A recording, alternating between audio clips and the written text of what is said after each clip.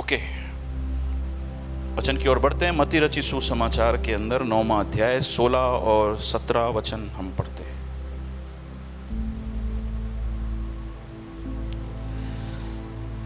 Okay. कोरे कपड़े का पैबंद पुराने पहरावन पर कोई नहीं लगाता, क्योंकि वह पैबंद पहरावन से और कुछ खींच लेता है और वह अधिक फट जाता है। और नया दाखरस पुरानी मशकों में कोई नहीं भरता है, क्योंकि ऐसा करने से मशकें फट जाते हैं और दाखरस बह जाता है और मशकें नाश हो जाते हैं। परंतु नया दाखरस नई मशकों में ही भरते हैं और वह दोनों बची रहती है। कितने लोगों ने इन वचनों को पढ़ा है? कितने लोगों ने इन वचनों को समझा है?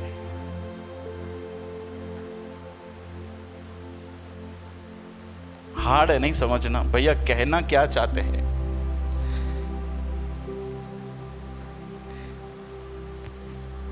नए कपड़े का पैबंद पुराने कपड़े में नहीं लगाते हैं। दाखरस, ये तो यीशु मसीह के जो यूहन्ना के जो चेले हैं, वो यीशु मसीह के पास आए सवाल करने के लिए, तेरे चेले क्यों उपवास नहीं करते, हम तो उपवास करते हैं। यीशु उनको बोल रहा है कोरे कपड़े का पैबंद नए में नहीं लगाते हैं, नया दाखरस नई मशकों में ही भरना चाहिए। क्या है क्या भैया, ये क्या कहना क्या चाहता है यीशु मसीह? हार्ड है कि नहीं समझना? क्या पूछने आए, क्या जवाब दे रहे हैं? अभी शंकर भाई मुझसे पूछने कुछ आ रहे हैं, मैं उनको बोल रहा हूं कि कोरे कपड़े का पैबंद। अरे भैया सीधा सीधा बात करो, क्या बोलना चाहते हो? ये कोरे कपड़े का पैबंद, ये कहाँ ऐसा बात कर रहे हो? समझ में आए कुछ ऐसा बात करो। इन वचनों को समझना इतना इसीलिए आसान नहीं है क्योंकि ये अलंकारिक भाषा में बात किया गया है। क्या किया गया है? अलंकारिक भाषा में बात किया गया है। अलंकारिक भाषा वो भाषा है जहां पर इंसान कुछ कहना चाहता है लेकिन चीज वस्तुओं का उदाहरण लेता है और उन उदाहरणों के द्वारा अपनी बात को आगे रखता है। अब अलंकारिक भाषा जो है हर एक भाषा के अंदर है। कहावतें भी उसको बोल सकते हैं हम लोग, तुलनात्मक कर कर हम लोग बहुत बार बोलते हैं। सिंधी में चौंदा है धक हण धीअ खे त नुंहुं। अभी किसी मलयाली को बोलो धक हण धीअ खे त मुंहुं सिखे, समझंदो या? धक हण धीअ खे त नुंहुं सिखे। शंकर भाई समझे? भाई क्या बोल रहे हो, सीधा बोलो यार, क्या बोलना चाहते हो, मेरी भाषा में समझाओ। समझ रहे हो?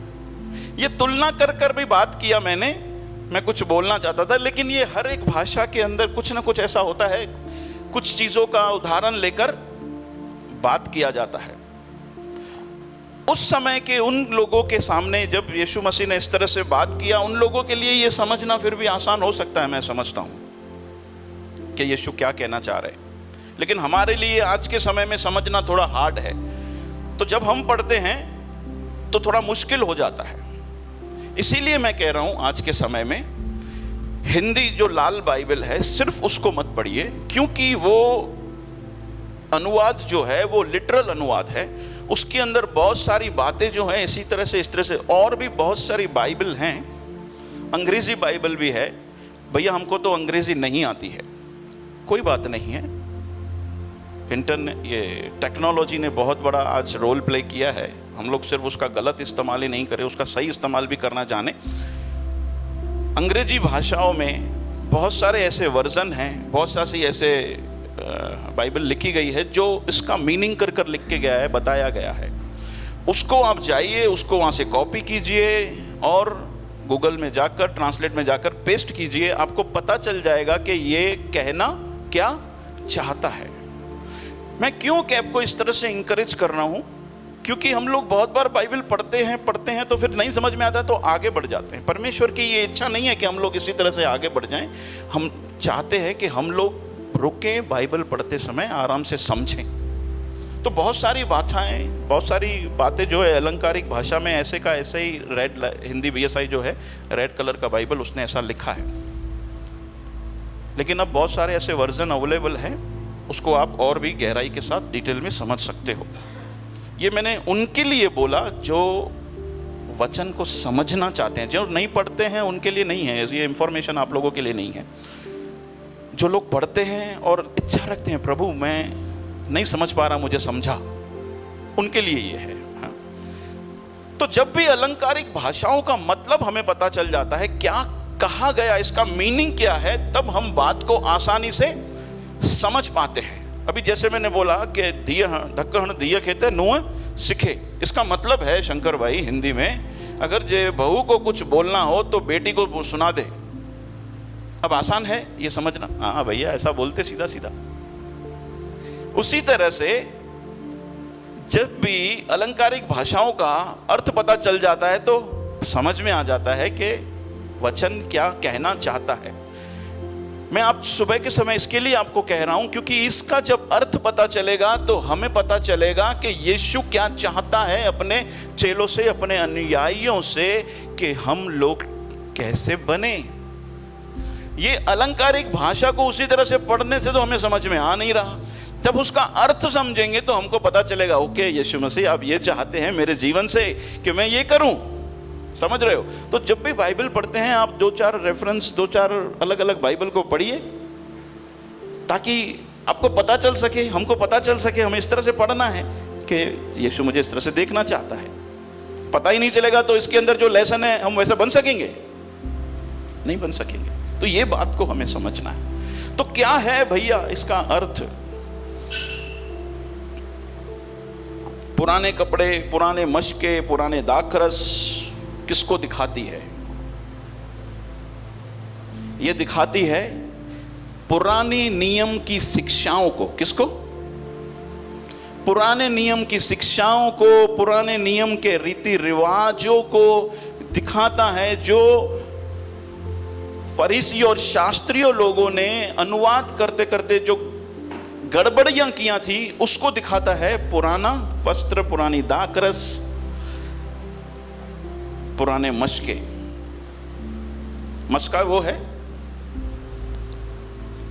जानवर की चमड़ी सा बना हुआ होता है, उसके अंदर अंगूर का रस रखा जाता है, बरोबर है? जानवर की चमड़ी में से बनाए कर उसके अंदर प्रिजर्व करते हैं, उनके अंदर रखते हैं, उसको बोलते हैं मशके। और ये नया दाखरस, नए मशके और नया पैबंद क्या है? ये है यीशु मसीह की शिक्षाएं और उनके द्वारा जो सुधार किया जा रहा था उस समय, जो गड़बड़ियां फरीसी लोगों ने किया था उस समय, जो सुधार किया जा रहा था उसको दिखाया है। क्या है पुराना कपड़ा, पुरानी मशकें, पुराना दाखरस? यीशु मसीह नहीं, पुराने नियम की शिक्षाएं, पुराने नियम में जो लोग थे उनके रीति रिवाज जो दिए गए थे और उसके अंदर जो गड़बड़ियां की थी उनको दिखाता है। और जो नया दाखरस है, नए मशके हैं, नए कपड़े का पेबंद है, वो दिखाता है यीशु मसीह की शिक्षाएं, उनका जीवन और जो सुधार यीशु मसीह ने किया था। अब आसान है समझना, रिलेट हो गया, पता चल गया। अब यीशु मसीह कहना क्या चाहता है? जब यूहन्ना के चेले आए उसके पास कि प्रभु तेरे चेले क्यों उपवास नहीं रखते हैं, तो यीशु मसीह साफ अक्षरों में कहना चाहता है कि वो उपवास इसीलिए नहीं रखते हैं, पहले तो दूल्हा उनके साथ है और दूसरा मैं कुछ नया कर कर तुमको आया हूं, नया देने के लिए आया हूं। और जो तुम मेरी बातों को, जो मैं देना चाहता हूं उसे तुम समझना चाहते हो तो सबसे पहले तो एक साफ हृदय लेकर आओ। दूसरा, ये जो पुरानी सोच है, ये जो पुरानी शिक्षाएं हैं,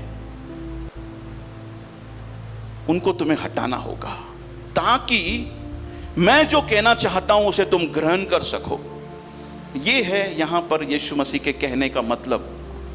तुम जो सोच के बैठे हो कि पुरानी शिक्षाओं पे चलकर तुम मसीहा को पा लोगे। नहीं, ऐसा नहीं होगा। जो मैं कह रहा हूं कि उद्धार जो है वो अनुग्रह के द्वारा है, उनको नहीं पल्ले पड़ रहा था ना। यीशु मसीह शिक्षा दे रहा था, उनको पल्ले नहीं पड़ रहा था ना। यीशु मसीह कह रहा था कि पुराने नियम में लिखा है कि हत्या मत करना। यीशु मसीह आकर कह रहा है कि क्रोध भी मत कर रहा। ये इनको समझ नहीं आ रहा था। क्यों नहीं समझ में आ रहा था? क्योंकि वो उसमें फिट करने की कोशिश कर रहे थे। यीशु मुझसे बोल रहा है कि उसमें फिट करने की कोशिश करोगे तो फिट नहीं होगा। क्या होगा? सब कुछ सत्यानाश होगा।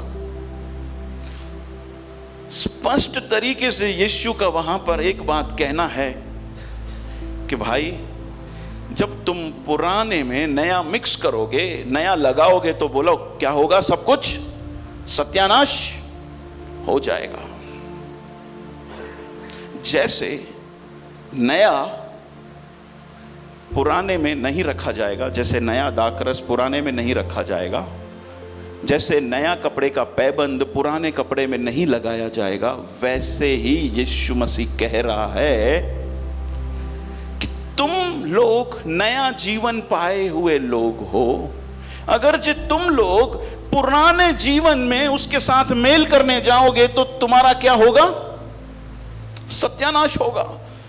अपने पड़ोसी को देखकर बोलो, यीशु कहना चाहता है आज के दिन में तुम नया जीवन पाए हुए लोग हो, नई सृष्टि हो। पुराने जीवन की चाल चलोगे तो सत्यानाश हो जाएगा। इसीलिए नए जीवन की सी चाल चलो। जब नए जीवन की सी चाल चलने के बारे में सोचते हैं ना, तो यीशु मसीह की बातें समझ में आएगी। वो पुराना स्वभाव लेकर, पुरानी सोच लेकर अगर जो हम यीशु मसीह के पास आएंगे तो बोलो कुछ पल्ले पड़ने वाला। पुरानी सोच क्या है? रीति रिवाज के साथ चर्च में आना। नई सोच क्या है? हृदय के साथ चर्च में आना, तो ही पल्ले पड़ेगा। अपने पड़ोसी को देख कर बोलो पुरानी सोच हटा, तो तेरे कुछ पल्ले पड़े। नए जीवन की सी चाल चल, तो तेरे कुछ पल्ले पड़े। यीशु मसीह की इच्छा क्या है इन वचनों से? क्या चाहता है? वो चाहता है कि क्योंकि हमने नया जीवन पाया है, हम नई सृष्टि हैं, तो हम नए जीवन की चाल चलें। बोलो, नए जीवन की चाल चलने के लिए प्रभु की इच्छा है। नए जीवन की चाल चलने की प्रभु की, हम लोग नया जीवन की चाल चलें, प्रभु की इच्छा है। हम लोग क्या देख रहे हैं मत्ती रचित सुसमाचार में से? प्रभु तेरी इच्छा को बता दे, हम कैसे बने। तू कैसा चाहता है हम लोग चलें? तू कैसा चाहता है हमारे जीवन को हम निर्वाह करें? तू कैसा चाहता है? ये तो अलंकारिक भाषा में से समझ में आने वाला नहीं था, तो इसीलिए मुझे खोलना तुम्हारे सामने जरूरी था कि यीशु मसीह क्या कह रहा है। बोलो, पुराने को उतारो तो ही नया काम में आए, वरना कुछ काम में आने वाला नहीं है। ओके, तो सवाल आ जाता है, भैया ये नए जीवन की चाल चलना का अंदर क्या शामिल है, जहां उसका क्या मतलब है? सवाल है ना। यीशु मसीह की इच्छा क्या है? नए जीवन की सी चाल चलो, पुराने को हटाओ।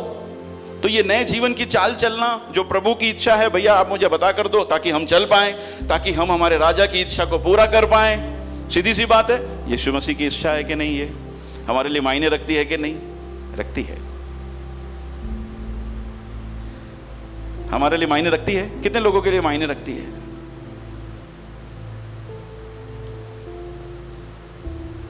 मायने नहीं रखती तो पल्ले भी नहीं पड़ेगा। ये दूसरा है। ये भैया क्या सुबह को पल्ले पल्ले पल्ले बोल दिया? इंपॉर्टेंट है। यहां से सुनाया जाता है, बाहर फिर से वही का वही जीवन इसीलिए ही है क्योंकि कुछ समझा नहीं है।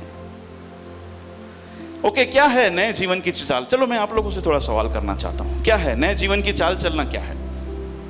जो व्यक्ति यीशु मसीह में नया जीवन पाया हुआ है, उसका जीवन कैसा होना चाहिए? क्या क्या शामिल है उसके अंदर? आप बताएं। चलो थोड़ा थोड़ा बताएं जो आपने समझा है। प्यार करने वाला होना चाहिए। जो व्यक्ति नया जीवन पाया हुआ है, उसकी चाल कैसी होनी चाहिए? उसका जीवन कैसा होना चाहिए? प्यार करने वाला। Okay, very good.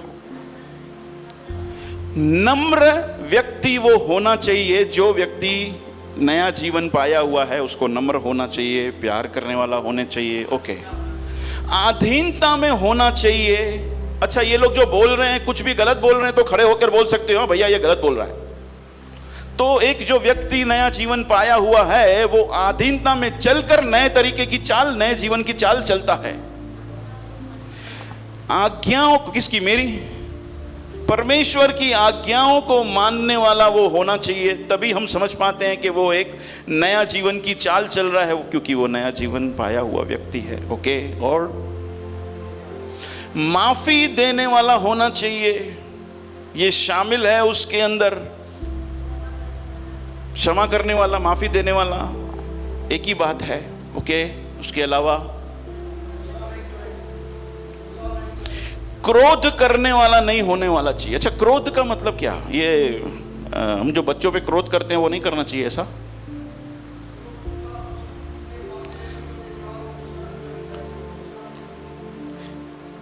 देखो, ऐसा कहा गया है जिसको क्रोध नहीं आता है वो प्यार भी नहीं करता है।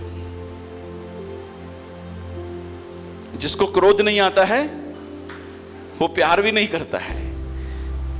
क्योंकि हम बच्चों से प्यार करते हैं इसीलिए उन पर क्रोध आता है। यहां पर जो क्रोध यीशु मसीह ने नहीं करने की बात की है ना, वो ये है कि क्रोध में पाप मत करो। क्रोध तो करो लेकिन पाप मत करो। क्रोध भी तुम्हारी, क्रोध के अंदर भी पवित्रता होनी चाहिए। क्यों कर रहे हो, किस लिए कर रहे हो, ये सारी बातें देखनी है। और हाँ ठीक है, सीखने की चाह होनी चाहिए भैया, सीखने की चाह होनी चाहिए। एक नया जीवन जो जीने वाला व्यक्ति है, नई चाल चलन चलने वाला व्यक्ति जो है वो सीखने वाला है। अच्छा, हम लोग सीख कब पाएंगे? बोलो, प्रभु के सामने जब सही हृदय लेकर आएंगे। हालेलुया। ये रीति रिवाज वाला हृदय बोलो बाहर रख के आओ। हम आपको जूते पहन के अंदर आने देते हैं, लेकिन ये स्वभाव को बाहर रख के आओ, हम बोलेंगे। हाँ, और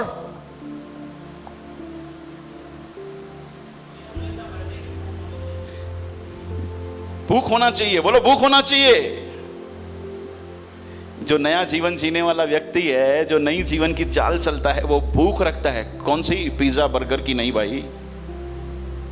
जाओ भले, वांदा नहीं है, खाओ भले, वांदा नहीं है, लेकिन भूख होनी चाहिए यीशु मसीह के समान बनने की। आमेन, हालेलुया। और दोष नहीं लगाता वो व्यक्ति जो नए जीवन की चाल चलता है। वो दोष नहीं लगाते का मतलब क्या है? इसका मतलब है कि वो अपने आप को रिस्पॉन्सिबल मानता है। कुछ भी प्रॉब्लम हो तो हम लोग आसानी से दोष लगाते हैं, हिन जी वजह से ही जेको थियो, हिन जी वजह से। आदम और हवा भी क्या था? वो आदम और हवा का नेचर है, अभी तक घुसा हुआ है बहुत सारे लोगों के अंदर। हमें निकालना है। बोलो, ये पुराना स्वभाव के अंदर नया मिक्स करेंगे तो लफड़ा है, चलेगा नहीं। प्रभु यीशु मसीह चलाएगा नहीं, क्योंकि लिखा है सब कुछ सत्यानाश हो जाएगा। और हाँ, समर्पण। एक व्यक्ति जो नए जीवन की चाल चलता है वो समर्पण करने वाला व्यक्ति है, सहनशील रखने वाला व्यक्ति है। समर्पण में क्या क्या करना है जय किशन भाई? अपने हाथों, अपने आप को परमेश्वर के हाथों में देना है। ओके, हमारे धन को, भैया धन की बात मत करो, मन और तन दे देंगे, धन नहीं। सही बात है ना? ये धनी तो नहीं निकलता है, और ये धन की वजह से ही तो बड़ा लोचा है आज के संसार में। सही बोल रहा हूं? हकीकत है कि नहीं? ये धन ने तो बहुत कुछ बिगाड़ के रख दिया है। इसकी वजह से तो बहुत सारे लोगों का जीवन भी ठंडा हो चुका है। हाँ, इसके अलावा अपने गलतियों को मानना चाहिए। नया व्यक्ति जो है, नया जीवन की चाल जो चलता है, वो अपने गलतियों को मानता है। आमेन, हालेलुया। कुछ बातें मैंने भी लिखा है, कुछ बातें जो आपने बोली है वो भी है। चलो पूरा लिस्ट पढ़ लेते हैं। जो व्यक्ति नए जीवन की चाल चलता है वो कैसा है? एक नए जीवन की चाल चलने में, एक नए जीवन की चाल में क्या क्या शामिल है? ओके, शामिल है उसके अंदर माफ करना। जैसे आप में से कुछ लोग भाइयों ने बोला, जो नए जीवन की चाल चलता है, बोलो माफ करता है, बोलते जाओ, वो माफ करता है। परमेश्वर से पूर्ण दिल से, पूरे प्राण से, पूरे शक्ति से प्रेम करता है। करता है, सही बात है। लोगों से प्रेम करता है। नया जीवन का चाल चलने वाला, बोलो लोगों से प्रेम करता है। चीटिंग नहीं करता, अपनी भलाई नहीं चाहता, बड़ाई नहीं करता अपनी।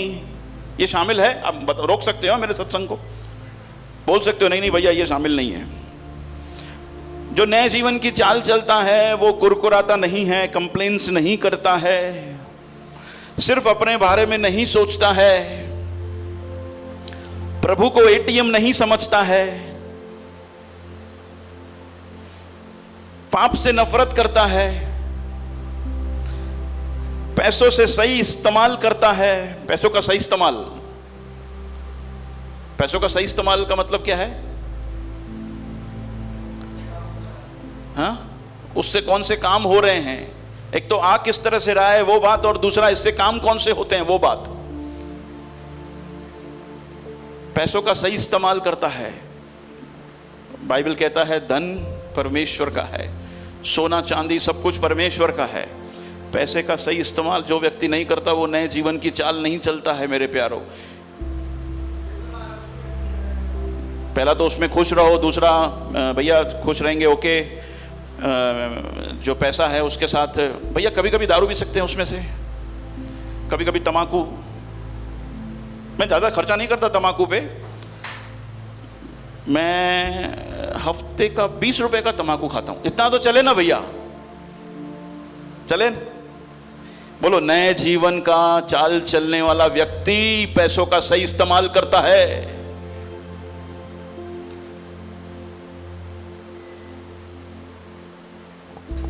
वो हर जगह एक समान होता है, चर्च में और घर पर। चर्च में दूत घर पे भूत नहीं होता। बोलो चर्च में दूत घर पे भूत नहीं होता। वो नहीं भैया ये नहीं बोलेंगे हम,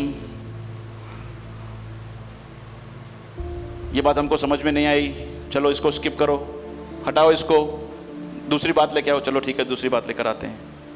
आत्मिक बातों को ज्यादा महत्व देता है, शरीर की बातों को कम। हाँ ठीक है भैया ये समझ में आ रही है, ओके है आपकी बात।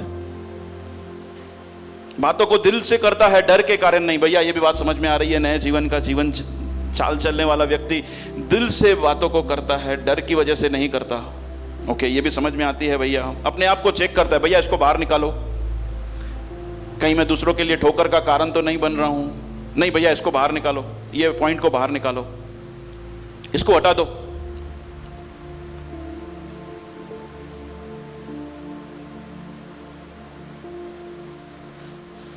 फलों का पीछा करता है। हाँ ठीक है भैया फलों का पीछा करता है, सही जीवन जीने वाला व्यक्ति। ओके अपने आप को उपलब्ध रखता है परमेश्वर के राज्य के लिए। सही जीवन, नया जीवन जीने वाला व्यक्ति, बोलो नया जीवन जीने वाला व्यक्ति अपने आप को उपलब्ध रखता है। रखता है कि नहीं? नहीं भैया इसको भी बाहर निकालो, हटाओ। ये भी आज का समय कितना है, महंगाई कितनी बढ़ गई है भैया, काम पे नहीं जाऊंगा तो कैसे चलेगा? प्रभु का राज्य तो तुम लोग देख रहे हो ना। हम लोग तो घर का खर्चा नहीं करेंगे क्या? घर पे नहीं चलाएंगे क्या? तो इसको थोड़ा साइड में रखो, ये बात को भी। ओके भौतिक चीजों को आशीष नहीं, प्रभु को आशीष समझता है। नए जीवन का जीने वाला, जो नया जीवन जीने वाला व्यक्ति है, नए जीवन की चाल चलने वाला व्यक्ति है, उसके लिए आशीष क्या है?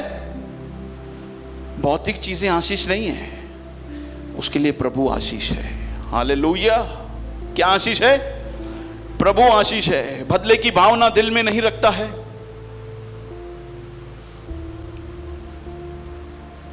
दोष नहीं लगाता, जैसे आप में से कुछ लोगों ने कहा, गलतियों को मान लेता है, उसे सुधार करने की कोशिश करता है। पृथ्वी के रिवॉर्ड के लिए पीछे नहीं लगा रहता, पीछे पड़ा नहीं रहता पृथ्वी के रिवॉर्ड के लिए।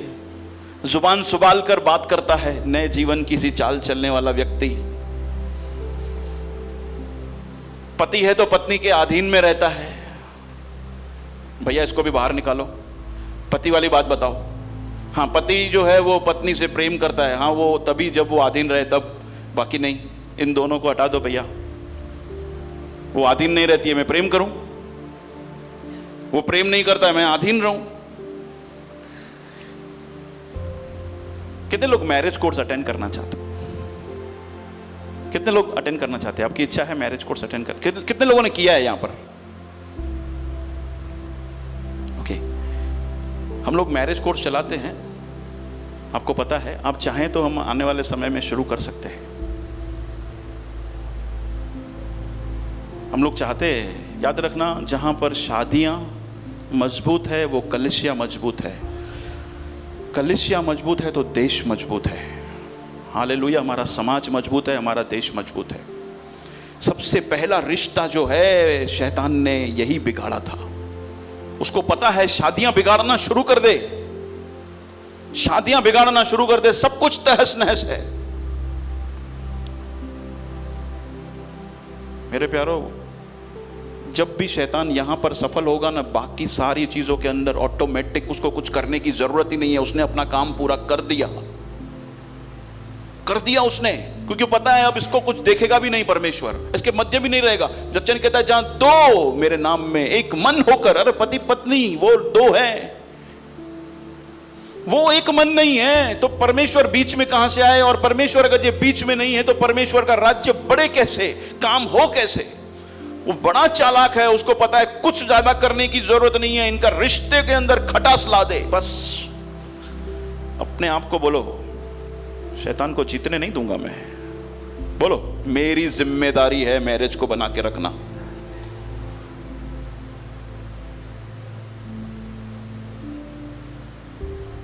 मेरे पार्टनर की जिम्मेदारी नहीं है। बोलो, मेरे पार्टनर की जिम्मेदारी नहीं है, मेरी जिम्मेदारी है।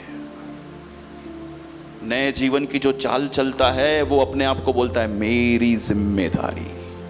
मैं झुकूंगा, मैं कॉम्प्रोमाइज करूंगा, मैं माफ करूंगा, मैं प्यार करूंगा, मैं छोटी छोटी बातों का ध्यान रखूंगा। बोलो मैं।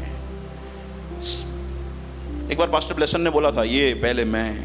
बोलो मैं। ये है नए जीवन की जो चाल चलता है, यहां से शुरुआत है। बच्चों को सही आशीष क्या है उसकी समझ देता है।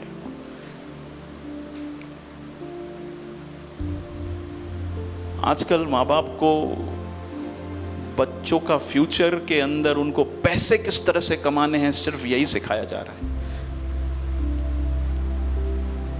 हे कोर्स खण हीअं पैसा कमाए जाए, ही कोर्स खण हीअं पैसा कमाई नहीं है।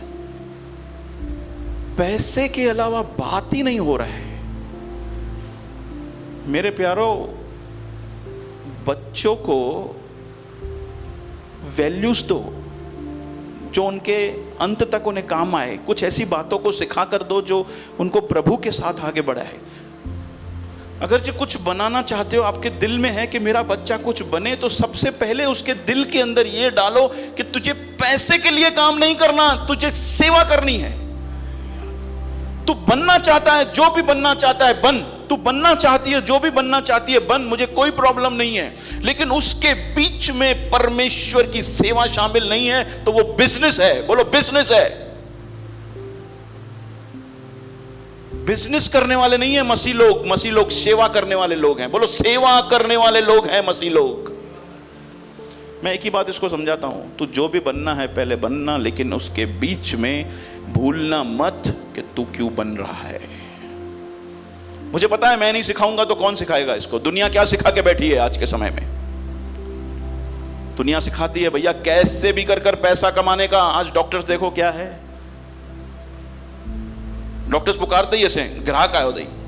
अरे भाई ग्राहक का पेशेंट कब ग्राहक बन गया? हम दुकानदार बोलते अरे ग्राहक आयो दई। अभी तो बहुत सारे क्लिनिकों में लिखा है पेशेंट के बारे में, ग्राहक भगवान। अरे भाई ग्राहक कब से बन गया? इसीलिए तुमने, क्योंकि उसको बिजनेस बना दिया।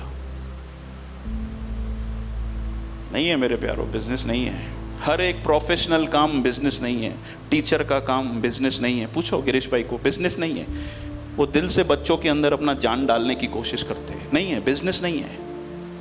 डॉक्टर का पेशा बिजनेस नहीं है, नर्स का पेशा बिजनेस नहीं है, वो सेवा का है। जो नए जीवन की चाल चलता है, अपने बच्चों के अंदर सही जो चीजें हैं वो डालता है। हालेलुया। लिस्ट और भी बड़ी है, बोलो लिस्ट और भी बड़ी है, लेकिन इसको थोड़ा और समझना जरूरी है। हम लोग बहुत कुछ बोल देते हैं लेकिन समझते नहीं है ना। माफ करना भैया, बोल दिया। नए जीवन की चाल चलने के अंदर क्या शामिल है भैया? माफ करना शामिल है। ओके, माफ करना शामिल है, लेकिन इसका मतलब क्या है पता है? चलो बताइए। अगर जो इंसान ने माफ नहीं किया तो क्या होगा? किसी व्यक्ति को किसी ने माफ नहीं किया तो क्या होगा? परमेश्वर किसको माफ नहीं करेगा? सामने वाले को। बोलो, परमेश्वर मुझे माफ नहीं करेगा, क्योंकि वचन ऐसा कहता है। हम आसानी से बोलते मां हिन्नसा करने लगा लाइनम,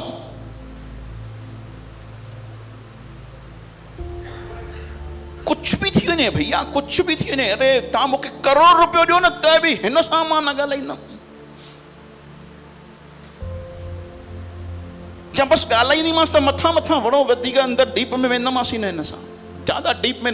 शंकर भाई माफ करना, सिंधी में बोल दिया। अब बोलोगे भैया क्या अलंकारिक भाषा में बात करते हो? बोल रहा हूं कि लोग बोलते हैं माफ नहीं करूंगा जो कुछ हो जाए। बाइबल का वचन कहता है अगर तुम उनको माफ नहीं करोगे तो तुम तो खुद माफ नहीं किए जाओगे, लेकिन वो बेचारा नर्क चला जाएगा। कहां चला जाएगा? तुमने उन्हें माफ कर दिया ना, हो सकता है कि तुम्हारा ऐसा व्यवहार देखकर वो कहां पे बच जाएगा? नर्क। अच्छी जगह है क्या? बोलता है वचन, बोलता है जिसके गुनाह तुम क्षमा करो वो क्षमा किए जाएंगे। समझ पा रहे हो इस बात को? उनका परमेश्वर लेखा नहीं लेगा उनसे। बहुत बड़ी बात है, वचन कह रहा, मैं नहीं कह रहा हूं। हमने बोला भैया नए जीवन की चाल चलने के अंदर पृथ्वी का रिवॉर्ड शामिल नहीं है। पृथ्वी के लिए रिवॉर्ड हमको मिले या ना मिले उसकी बात की कोई फर्क नहीं पड़ता। इसका मतलब समझते हम लोग क्या है? क्यों ये बात शामिल है? आप लोग इसकी गंभीरता को समझना, ताकि हम लोग रिवॉर्ड के पीछे ना भागे। ये कहां से पता चलेगा? मत्ती रचित सुसमाचार 19वां अध्याय और 20वां अध्याय को आप पढ़िए घर पर। आप लोगों को बुक दिया गया था, पता है? बुक दिया गया था। घनश्याम भाई बुक है, ऊंचा करो। ये बुक दिया गया था, सबको मिला है? किसको नहीं मिला है? किसको नहीं मिला? ठीक है, देंगे हम आपको। किसको? और सबको मिल गया? किसके घर पे पड़ा है? घर पे रखने के लिए दिया था गिरीश भाई? हाँ भैया, हमारा दिमाग जो है ना इतना शार्प है, आप जो जो बोलते हो ना हमको कंप्लीट याद रहता है। पूरे 2 साल के बाद भी पूछो ना 100% सब याद है। सच बता रहा हूं, है ना हमारा दिमाग ऐसा। हम बादाम खाते हैं, ममरा। हंसाना जरूरी है वरना आप आओगे नहीं। बहुत सारे लोग देरी से आते हैं ना, जल्दी आएंगे नहीं, जल्दी आ जाएंगे वरना। हाँ भैया हंसाते हैं, मजा कराते हैं। लिख के रखो ताकि घर पे जाके बैठ के पढ़ के सको, ताकि कनेक्शन कर सको। मत्ती रचित सुसमाचार 19वां अध्याय और 20वां अध्याय को जब हम पढ़ते हैं ना, वहां पर एक धनी व्यक्ति जो है यीशु मसीह के पास आता है, पूछता है कि मैं अनंत जीवन पाने के लिए क्या करूं प्रभु? वो बोलता है कि आज्ञाओं को माना कर। वो बोलता है ठीक है प्रभु, ये तो मैं लड़कपन से करता हूं, मैंने बचपन से करता होता हूं, मेरे अंदर और क्या कमी है मुझे बता कर दीजिए। यीशु मसीह बोलता है कि तेरे अंदर एक और कमी है, जा अपना धन बेचकर कंगालों को दे दे। और वहां पे लिखता है कि क्योंकि वो बड़ा धनी था, मायूस होकर वहां से चला गया। ये सुनकर यीशु मसीह, ये देखकर यीशु मसीह ने बोला, कितना मुश्किल है धनी लोगों का परमेश्वर के राज्य में प्रवेश करना। क्या बोला यीशु मसीह ने? कितना मुश्किल है धनी लोगों का परमेश्वर के राज्य में। उसी टाइम पे पतरस का चमक गया, बोला प्रभु हमें क्या मिलेगा, हम तो सब कुछ तेरे सामने हैं, सब कुछ छोड़ छाड़ के आए हैं। ये जो चेले थे ना, ये लोग यीशु मसीह के पीछे उस समय जब तक समझे नहीं थे बोलो जब तक समझे नहीं थे तब तक पृथ्वी के रिवॉर्ड के लिए आए थे। वो बोले हमें क्या मिलेगा भैया? यीशु मसीह ने बोला कि भाई जिसने मेरे कारण और परमेश्वर के राज्य के सुसमाचार के कारण जिन्हों लोगों ने भी अपना भुगतान जो भी दिया है ना आप लोगों ने, परमेश्वर उसका बदला तुम्हें 100 गुना देगा, यहां पर और आने वाले समय में भी। इसकी बात और गंभीरता से समझाने के लिए कि पृथ्वी की रिवॉर्ड की ओर जब हमारी नजर जाती है ना भैया, मिलो छा मुखे आखिरकार सुठो हली करे, मिला क्या मेरे को अच्छा चलकर। यीशु मसीह ने समझ लिया कि ये बात से बाहर निकलना इनका बड़ा जरूरी है, वरना ये लोग नए जीवन में प्रवेश करेंगे ही नहीं। यीशु मसीह ने वहां पर एक और बात को बोला। क्या बोला? परमेश्वर का राज्य एक गृह स्वामी के समान है। 20वां अध्याय से आप देखोगे, वहां पर कनेक्शन कीजिए पढ़ते समय क्या हो क्या रहा है वहां पर। यीशु मसीह ने बोला, वो जो व्यक्ति है चौक पे गया और कुछ मजदूरों को बोला चलो काम पे मेरे अंगूर के बगीचे में काम करो, तुम्हें मैं 1 दिनारी दूंगा। उस समय 1 दिनारी 1 दिन की मजूरी है। वो लोग नक्की करते हैं और चले जाते हैं।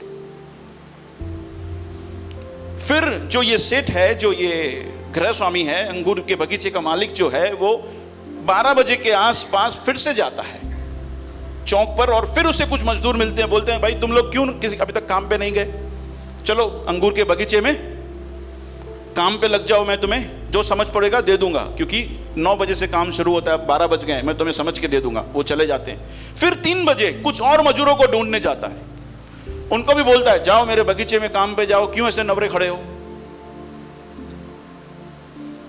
और फिर आखिर में 5 बजे फिर से निकलता है और बोलता है जाओ जाके बगीचे में जाके काम करो। 6 बजे काम खत्म।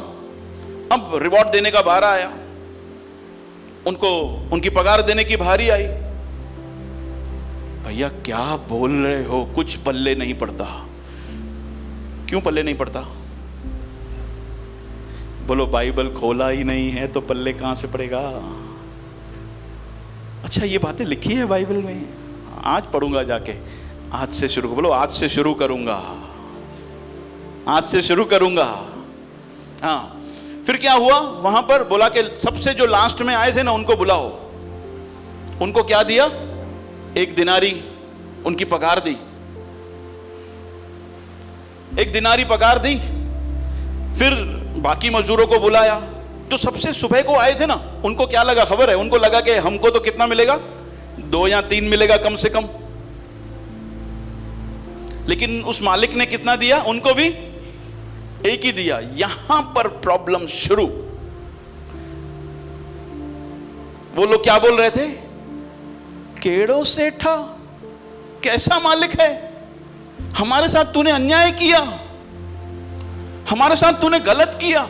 ये जो 1 घंटा काम किए हैं उनको तूने 1 दिनार दिया, और हम सुबह से लेके धूप में काम कर रहे हैं, तूने हमको भी 1 दिनार दिया। उसने बोला मैंने तुम्हारे साथ क्या गलती किया भाई, तुम्हारे साथ क्या बुराई किया, तुम्हारे साथ मैंने जो नक्की किया था वो दिया कि नहीं, तुम्हारे साथ मैंने कुछ गलत किया क्या?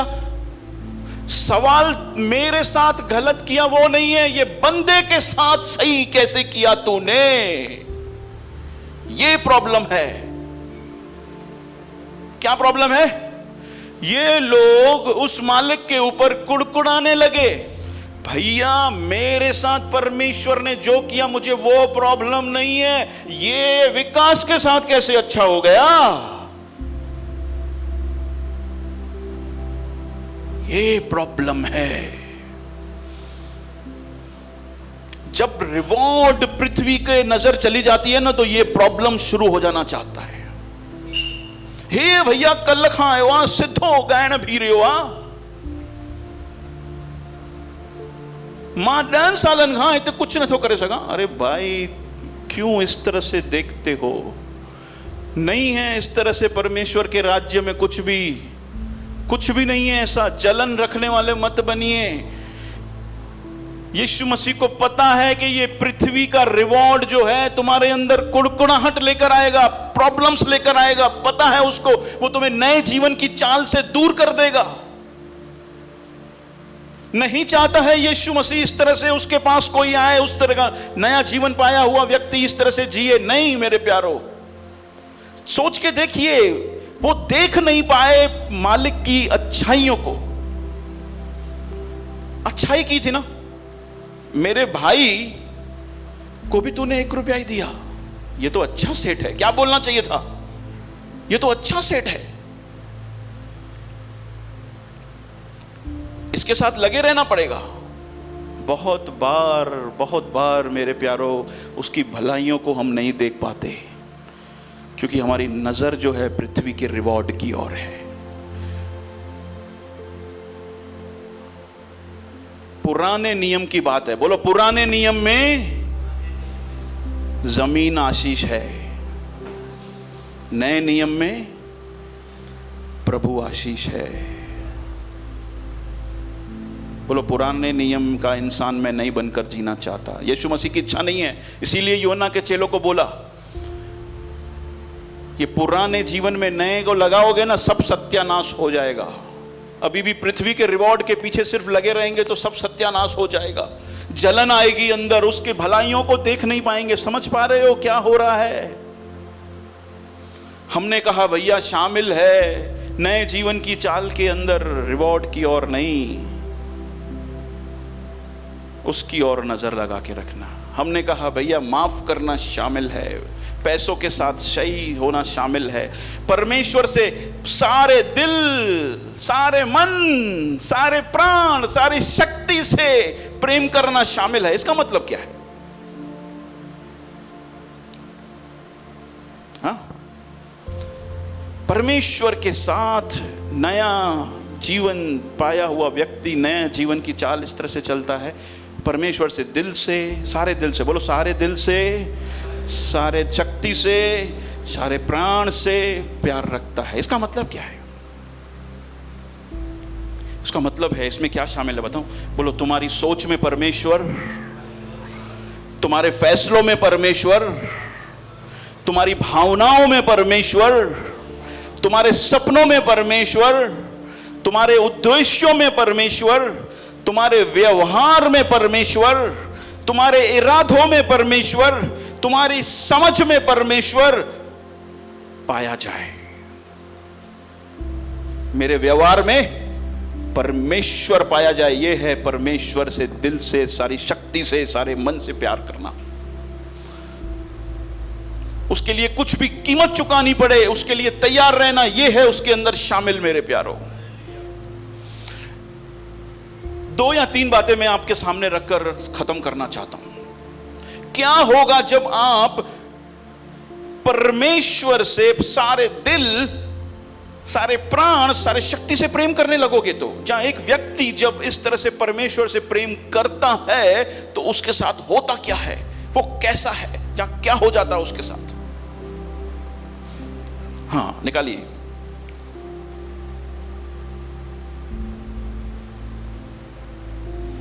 जेनेसिस 39:7-9, उत्पत्ति 7 उसका 9।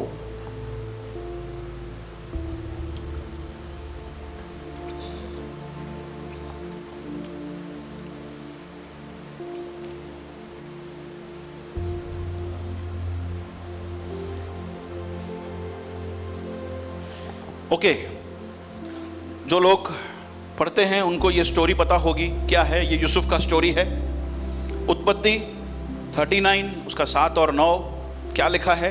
इन बातों के पश्चात ऐसा हुआ कि उसके स्वामी की पत्नी ने यूसुफ की ओर आंख लगाई और कहा मेरे साथ सो। 8 पर उसने अस्वीकार करते हुए अपने स्वामी की पत्नी से कहा, सुन, जो कुछ इस घर में है मेरे हाथ में है, उसे मेरा स्वामी कुछ नहीं जानता और उसने अपना सब कुछ मेरे हाथ में सौंप दिया है। भरोसा किया है मेरे स्वामी ने मेरे पर सब कुछ सौंप के। इस घर में मुझसे बड़ा कोई नहीं और उसने तुझे छोड़ जो उसकी पत्नी है मुझसे कुछ नहीं रख छोड़ा। सो भला मैं ऐसी बड़ी दुष्टता करके परमेश्वर का अपराधी? ये अपराध किसके प्रति कर रहा है? अगर ये करेगा तो, अरे भाई ये पोतीफर की वाइफ के खिलाफ काम करेगा, लेकिन ये बोलता है मैं परमेश्वर के खिलाफ कैसे करूं? ये बात समझ रहे हो? जो परमेश्वर से अपने दिल से प्यार करता है वो देखता है इस बात को कि मैं जो व्यक्ति के साथ कर रहा हूं वो परमेश्वर के साथ कर रहा हूं।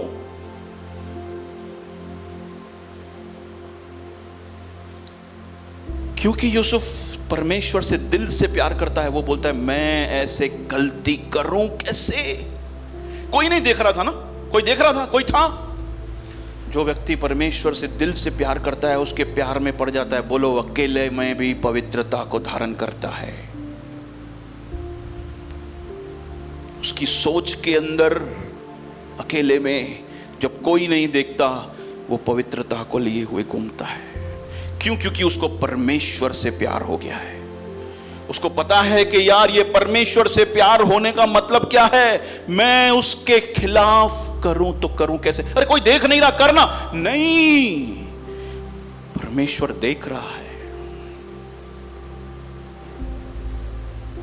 उसे गवारा नहीं है, दूसरी बात, उसे गवारा नहीं है परमेश्वर की हुजूरी से थोड़ा भी हट जाना। नहीं, उसको पसंद नहीं है। वो रोता है, बोलो रोता है, उसकी हुजूरी में उसको नहीं समझ में आती, नहीं मिलती। तो ओके, दिखाता हूं। जो परमेश्वर के प्रेम में है, जब उसके सामने परमेश्वर नहीं है तो उससे बर्दाश्त नहीं होता, वो कैसे रोता है। जॉन की पुस्तक 20 उसका 11 से लेकर 14। इसके बाद एक और आखिरी बात खत्म करते हैं 5-7 मिनट में।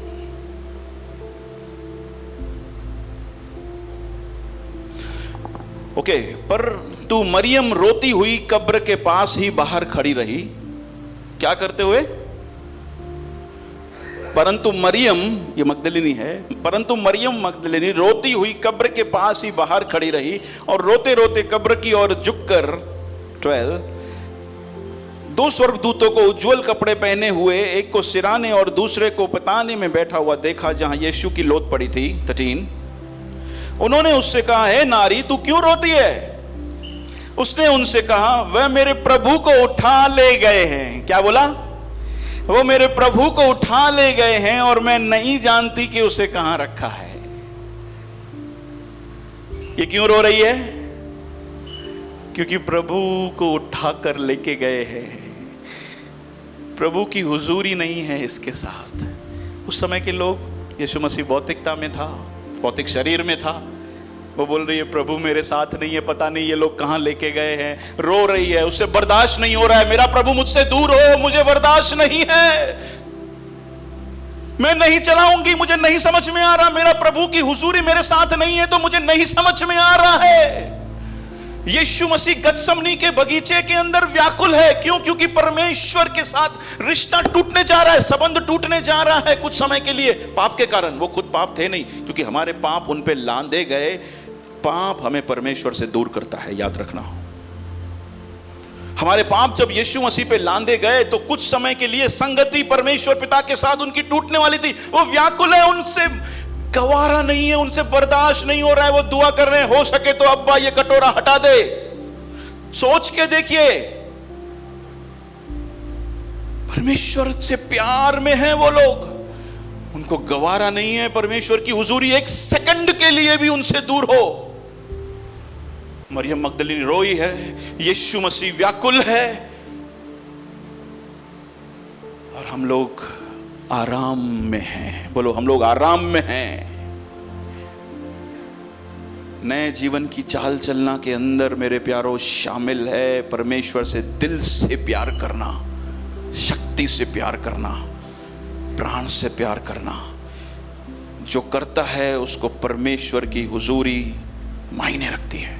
वो बर्दाश्त नहीं कर पाता उसकी हुजूरी देर। कितने लोग समय बिताते परमेश्वर के साथ? हाँ, कितने लोग बाइबल पढ़ते हैं? डेली आधा घंटा, पौना घंटा परमेश्वर के साथ समय बिताना है। वो हम लोग बोलते हैं, परमेश्वर हम तुझसे प्यार करते हैं, हम तेरा आदर करते हैं। ये आदर है? ये आदर है? पौना घंटा, आधा घंटा बैठकर हमारे पास परमेश्वर का वचन पढ़ने के लिए समय नहीं है, ये आदर है? ये प्यार करने का दावा है? अरे क्या सोचकर हम लोग परमेश्वर को या अपने आप को मूर्ख बनाने की कोशिश कर रहे हैं।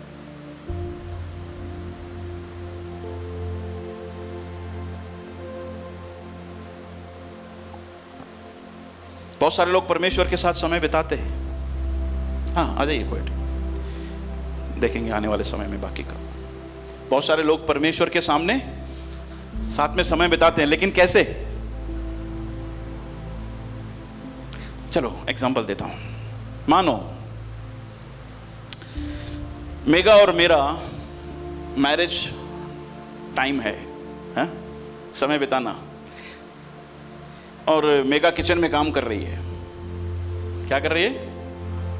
मेगा किचन में काम कर रही है। मैं उससे जाके वहां पे थोड़ी देर बातें कर रहा हूं। हाँ मेगा, क्या हाल चाल है, कैसे हो, ठीक हो, मजे में हो, क्या हुआ, कैसे हुआ? बिताया ना, समय बिताया ना, हाँ समय बिताया। कितने लोगों को लगता है किचन में खड़े खड़े उनके काम के सामने मैं बातें किया तो समय बिताया? चलो ठीक है, थोड़ा पिक्चर चेंज करता हूं। उस समय भी करते हो तो अच्छा है भाई, कोई बात नहीं है। अरे मर्द की रंजने में घुसंदो, वो की हथ कम में बटाई दो, वो तो मर्द। बोलो मैं मर्द हूं। असली मर्द कौन है भाई? असली मर्द है कौन? समय बिताना क्या है? समय बिताना है सब साइड। बोलो सब साइड। आधा घंटा तू बोल मैं बोलूंगा, तू बातें कर मैं बातें करूंगा। यह है समय बिताना।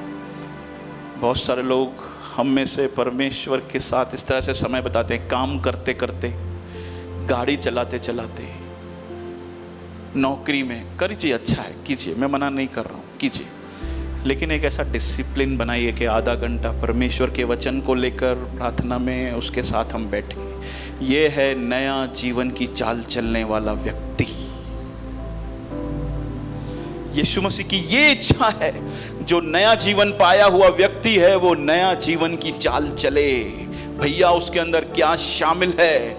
उसके अंदर शामिल है परमेश्वर को दिल से प्यार करना। शामिल है उसके अंदर पृथ्वी के रिवॉर्ड नहीं, उसको रिवॉर्ड समझना।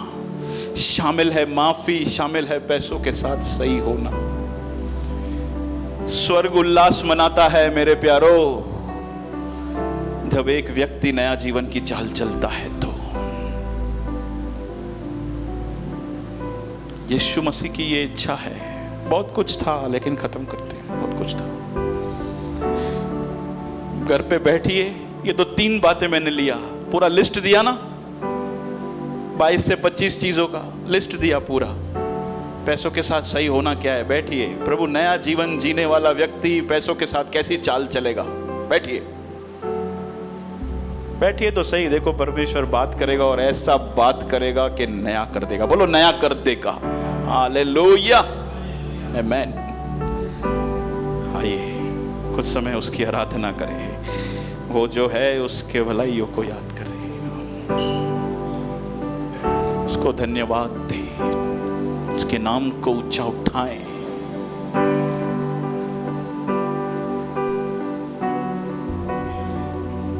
तेरा हित